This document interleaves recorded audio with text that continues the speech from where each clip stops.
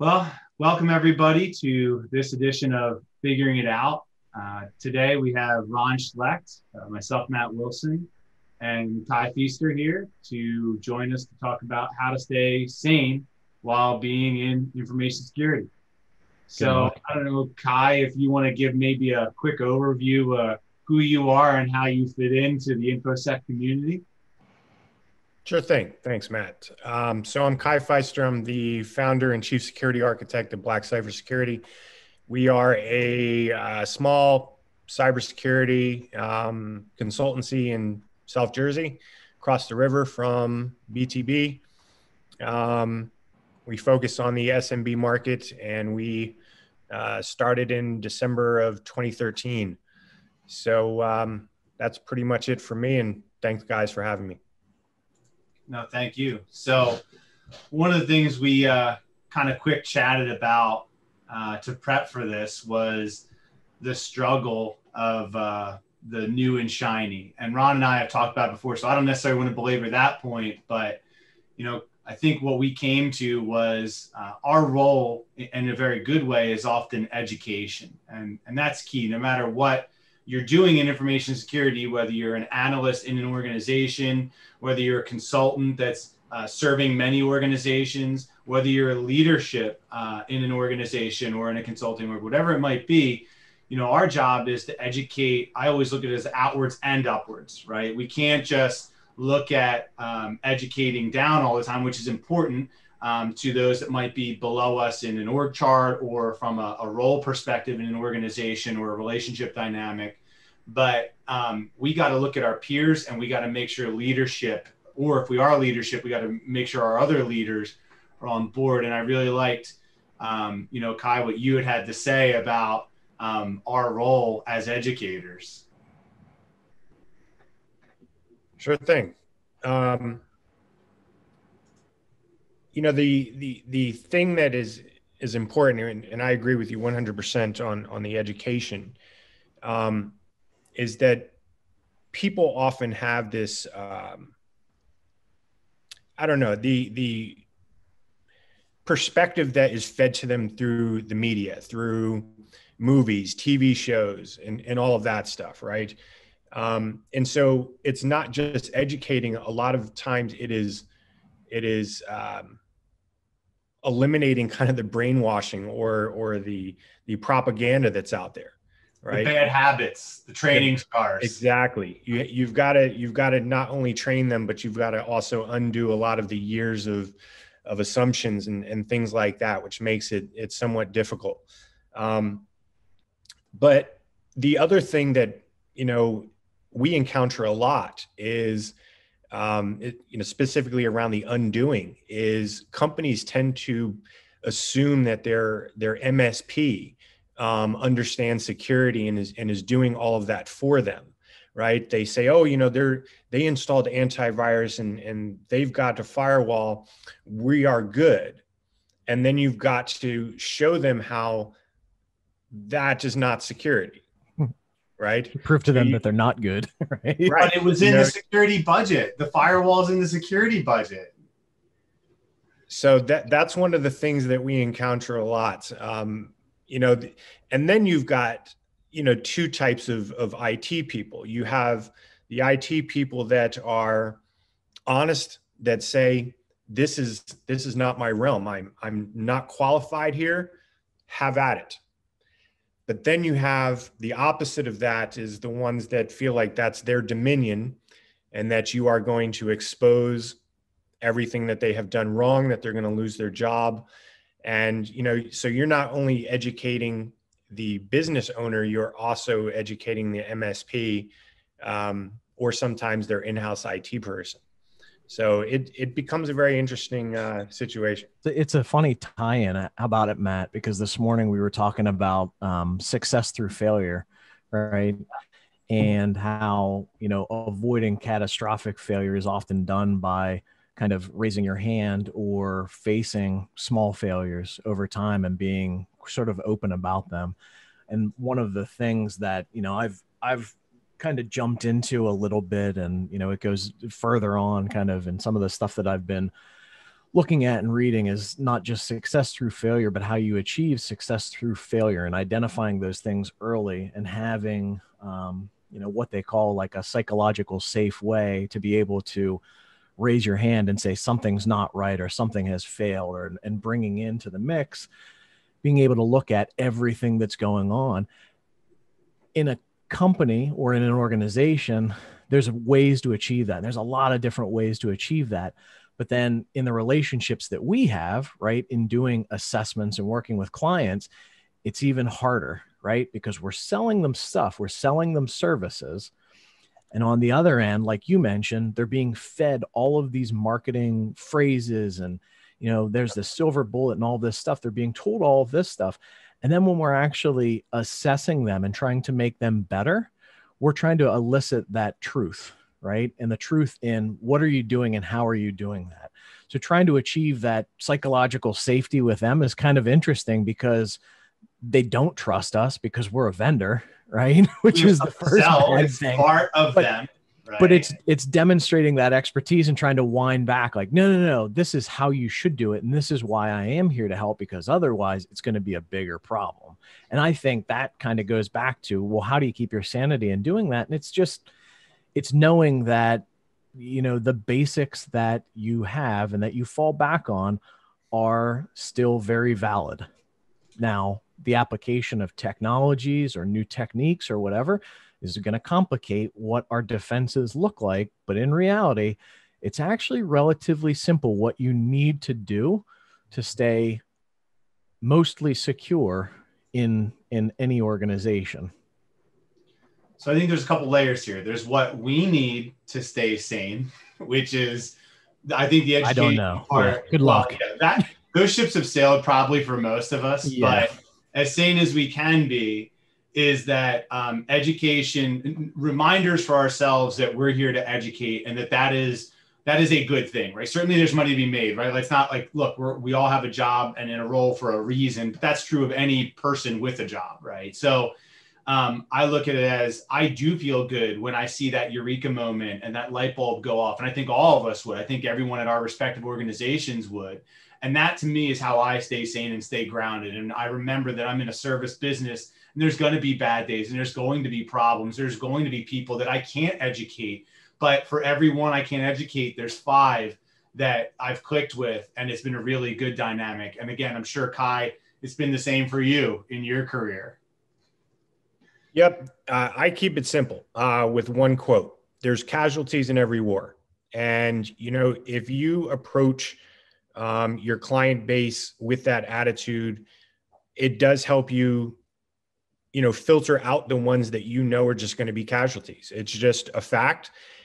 There's people that, can watch the news and see, take coronavirus as an example, right? You see people, they know that there's people in their community, catching the virus, through going to gyms or, other risky behavior.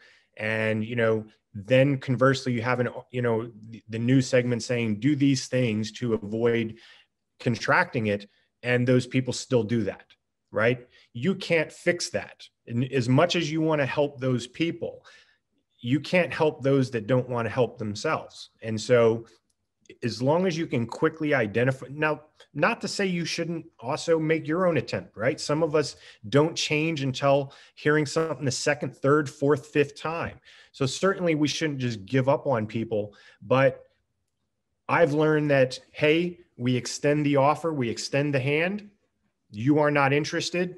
We're going to back up. And a lot of times, I'm sure you've seen it. You've put that proposal out there and said, well, look, this is what we're going to do for you. They say, you know what, we're going to back off for right now. It's, not in our budget or whatever. Something happens, and whose phone is ringing? Yeah. Right. Again, kind of one of the things that we were talking about with the succeeding through failure. One of those things was like deviance, like on the one end of the spectrum was like deviance in your beliefs or your focus. And it happens a lot of times where people ask us to do something, and I'm sure you've seen them too, where it's like an RFP and it's specifically written to essentially do something that they want in their security organization. It's like, well, you're paying us for our expertise. This is our methodology, and this is our view of how we should deliver it. I was like, so it's almost better to say no. And sometimes the no, and we've had it happen where a no, in a response to an RFP goes, well, why don't you want to answer that RFP? It's like, well, here's the answer why. It was like, this is what we've done for years. This is our focus and this is our expertise. Right. Here's how we would approach this problem. If you don't agree with it, that's absolutely fine. The world's built on disagreement, but you're not going to go out for services, for expertise, and tell us how to do what we're providing as a service. And then, when some clients go, or prospective clients go, okay, well, we're going to go find somebody else. Okay. Right. If it's not a fit, it's not a fit. Right. And I would rather, deviate from what somebody wants to do, or not deviate from what our beliefs are and kind of our focus is, and not do that work, as opposed to deviate and then just completely fail out that way because, it's the wrong thing to do. I agree 100%. Can't really add much to that. It's true. Well, I'd say, so we have how we stay sane, which is take solace in our educational roles and the altruism that comes along with that. And I think the other thing you threw in there, Kai, that is true is that, there's fundamentals of information security that, and I think you had cited something that from a martial arts perspective that you kind of always come back to as well. I don't know if you want to share on that too, because I think that's the other element, right? Fundamentals of InfoSec. That's how we stay sane. Go to the basics. It really is the fundamentals. The critical information security controls, NIST, all of these things really focus on basics. I'll reiterate the quote from Bruce Lee about, him not really believing in styles. He was saying that unless humans have, 3 arms and 4 legs, fighting is fighting. And essentially it's like, okay, man to man, combat is always going to involve 2 hands, and 2 feet, or, elbows and knees and all of that stuff. The body is the body, and security is the same way. There's, I think, 5 defined, ways to break into an organization. And those are never going to change. They're always going to remain the same. And so the only thing that is going to change is when the attacks happen and the combination of them, right? You may use a different technique, but it harkens back to even punches, for example. A punch is a punch. It's an extension going forward, but that punch can come from different angles, different positions. You could be on your back. You could be standing up, right? So when you have an understanding of all of these kind of permutations, and this, I want to get into it. I think Ron agrees with me on threat intelligence. I think threat intelligence, not to say it's useless, but, if you are prepared for the fight, if you are always prepared, doesn't matter who's coming.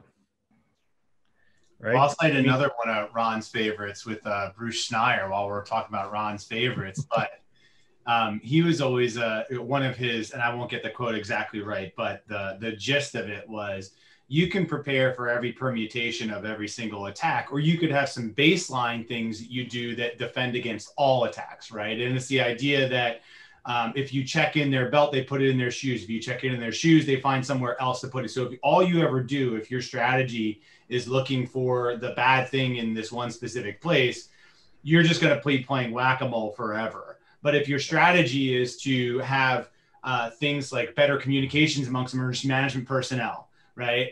Better plans for crisis management, that will help all kinds of events, not this one specific thing. And there's more to it, and I'm way oversimplifying, but I think it aligns. And of course, it's another one of Ron's favorites. No, Bruce Schneier's favorite quote of mine was, "Does this taco have AI?" As he was standing in line at a taco stand at RSA. That happened to be my favorite line. But you're right. It is just, and I think where we kind of make the parallel here with our sanity is the fact that, we've all been doing this long enough where we have to keep dragging people back to the basics and kind of, going through some of these lessons and pulling it back to education, because, there's a large we'll say that, you know, maybe because we're probably the minority when it comes to it, but there's a large culture of fear mongering and just marketing overload that gets pushed towards people that are in roles of securing their organization, where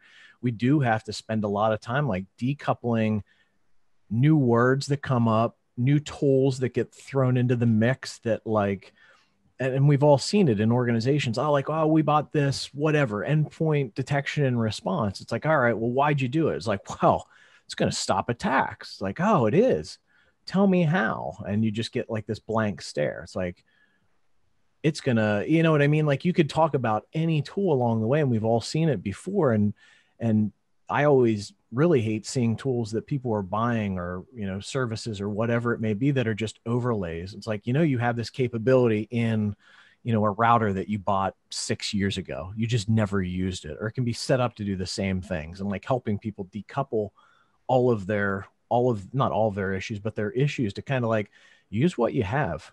Think about what your protections need to be and use what you have, and let's be smart about it, instead of just buying something because it's shiny and there was, you know, some marketing glitz and glamour associated with it.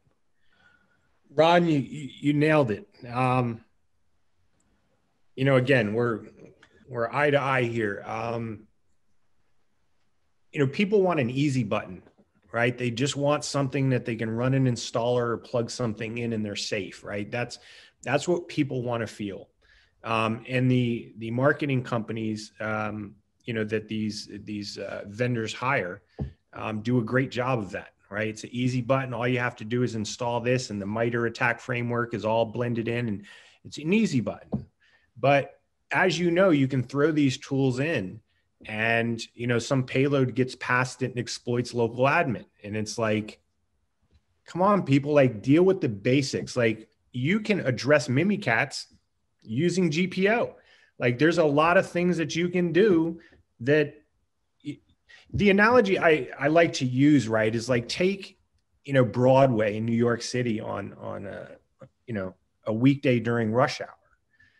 Instead of someone saying, you know, I want to get from one side of the street to the other, so I'm going to pay attention, I'm going to wait for the light to turn red, and I'm going to cross.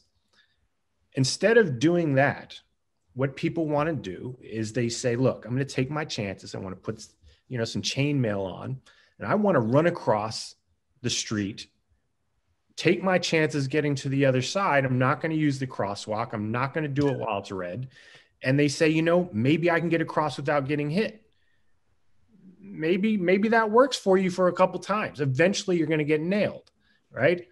And the safer approach is to say, okay, maybe I want a layered defense. So I'm going to get this armor, but I'm also going to use the crosswalk, and I'm going to do it when the light is red, right? That's more the safer approach. It's layered. But people just, they want to do whatever they want to do. They want to give the executive, you know, local admin or whatever, because he wants to be able to do certain things and install software on his own or whatever it may be.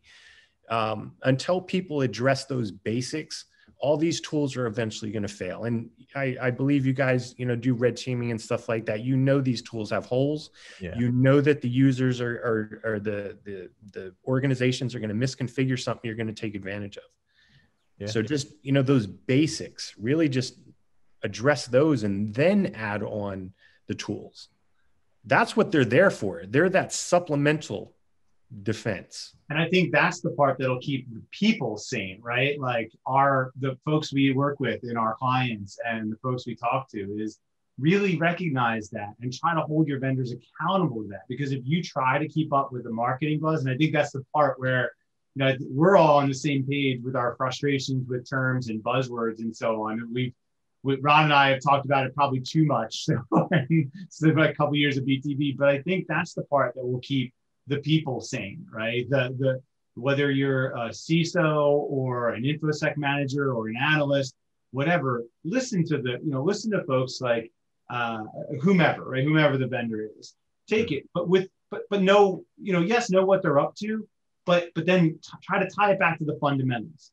What does it help you solve from a basic fundamental information security principle perspective? Because if it's not working you towards that, then it's probably not going to accomplish what it says it does. Yeah. True. It's, there's a saying, never ask a barber if you need a haircut, right? Because it's interested advice, right? Right. And so, you guys sound like, you're the kind of firm that, despite the fact that you are a vendor, kind of tries to step out of that role and say, look, I'm giving you, the best advice here, whether you, listen to me or you buy from us, rather, this is the best thing for you, right? That's what really good consultants do, right? Is they're going to tell them the truth. If they don't want to listen, they're going to be able to validate it on their own. They'll come back later to you. When you have that integrity, I think that's what matters the most, is give them the best advice for them, right? And it's been a winning strategy for us, right? People see the passion, they see the integrity that you're giving them solid advice, and they're like, you know what, I believe in what you're saying, right? And then, as the years go by and they see that you continue to do that, that's how you get that retention, right? And that's how your business even builds, because they go and tell their friends and their colleagues that you got to use these guys. They're great. They've never led me astray. That's the route. I think what I've recognized from that, Kai, is it's confidence, right? You have to have enough confidence in yourself and your organization, your capabilities, and, I want to say being right. I don't mean it because that sounds so, but confidence in what you believe, if you want to put it that way. Again, it sounds a little too dramatic, but not looking for the short sale, the quick sale, but looking for the relationship longer term, and knowing, of course, that'll come with hopefully doing business, right? We're hoping that it comes with doing business. But that's the factor of the industry, I think, right now, right? There's so many, even on the assessment side, right? If you look at the companies that we both, as BTB and Black Cipher compete with a lot of times in these large organizations, they're lacking that. And where we all kind of fit into the ecosystem is that, like, I would rather have less, and maybe this isn't a great marketing video, but I would rather have less clients and be able to give great advice than to be a multinational assessment firm and just be churning and burning on pen tests, because we don't need more assessment companies. We need better assessment companies. And that's where, Kai said it, he's right across the river in New Jersey. We've talked at the same places. We've probably talked to the same clients and had prospective clients here and there and back and forth. But when I met Kai and I've heard him talk and we've talked and, we see each other on LinkedIn and stuff, there's so much that it's like, you can have competition. And I say this all the time at BTB, is like, yeah, they're competition, but at the same time, that doesn't mean that you have to not listen to the person and kind of think about what they're saying and what their approach is, number one. And then number two, recognize the expertise that the person brings to the table, or that anybody brings to the table, and say, this person's giving good advice and they know what the hell they're talking about. And I think that's the stuff that, again, I'd rather be a smaller company and giving great advice than continue to flood the market by being gigantic companies giving so or, crappy advice. Two points I want to address. First, I have never seen you guys ever give any bad advice, right? I mean, the things that you speak about, Ron, I've seen your articles. Every once in a while, I see you guys on the news. You always say what's real, right? I mean, from my perspective, right? And I feel like I have a thorough understanding of this industry. And there are competitors of yours and mine in PA. Truth be told, we've seen some of the deliverables, and you're like, yeah, you call that a pen test? I mean, some of the stuff out there is just, it's very bad. And it's these, pen test mills, as you mentioned, that, they carve out this specific amount of time. They go in there and they do some port scans, and, you look at the result and you're like, well, how is the company really going to use this? Right. And so it makes more sense, yes, to be a smaller shop and really provide value, right? And And the other thing is that the bigger you get, and this is these firms, these ones that you mentioned, the bigger you get, the more staff you're hiring, the more offices that you're opening, you have to pay for that, right? And so how do they pay for it? They've got to squeeze in more assessments, more pen tests in shorter periods of time, right? And you can't possibly do a fantastic job with that model. You can't. Nope. Absolutely. Absolutely. Well, I think maybe we recap. I know, Kai, you've again graciously carved out your time, so I want to thank you very much again for taking it. I guess before I do that, any kind of parting words or any other words of wisdom to share, Kai?